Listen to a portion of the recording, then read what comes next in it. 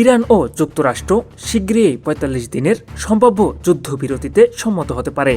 মার্কিন president Donald Trump ইরানকে Hormuz প্রণালী অবরোধ তুলে ১০ দিনের মধ্যে সমঝোতা চুক্তিতে আসার নির্দেশ দিয়েছেন।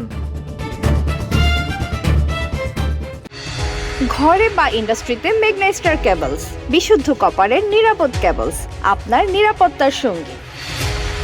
যদিও ট্রাম্প ৪৮ ঘন্টার আলটিমেটাম দিয়েছেন, সূত্র মতে ইরান সম্ভবত সরাসরি মেনে নেবে না। তবে প্রস্তাবিত ৪৫ দিনের যুদ্ধবিরতি ২ স্তরে হবে। প্রথমে হামলা বন্ধ থাকবে, এরপর মধ্যস্থতাকারীদের উপস্থিতিতে স্থায়ী সমঝোতার জন্য আলোচনার সূচনা হবে। HPL uPVC pipe and fittings, শক্ত, মজবুত ও দীর্ঘস্থায়ী, এক পাইপে জীবন পার।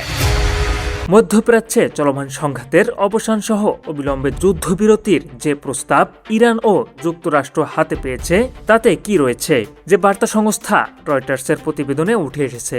সূত্রের বরাত দিয়ে রয়টার্স কিছু বিষয় উল্লেখ করেছে। এগুলো হলো: চুক্তির প্রস্তাবটিকে আপাতত ইসলামাবাদ আর্ট বলা হচ্ছে। চুক্তির প্রস্তাবটি ২ ধাপের, প্রথমে যুদ্ধবিরতি, এরপর চূড়ান্ত চুক্তি। প্রস্তাবটি সোমবার চূড়ান্ত হওয়ার কথা, সেক্ষেত্রে প্রস্তাবটি আজই কার্যকর হতে পারে।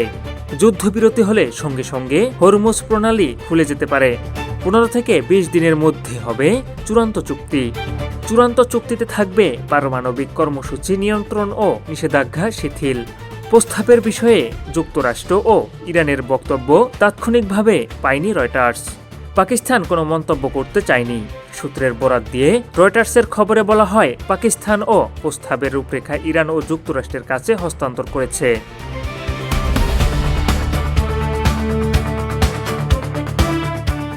আলোচনার ফলাফল চূড়ান্ত পর্যায়ে রয়েছে, যা ৩ দেশকে স্থায়ী যুদ্ধবিরতির পথে নিয়ে যেতে পারে।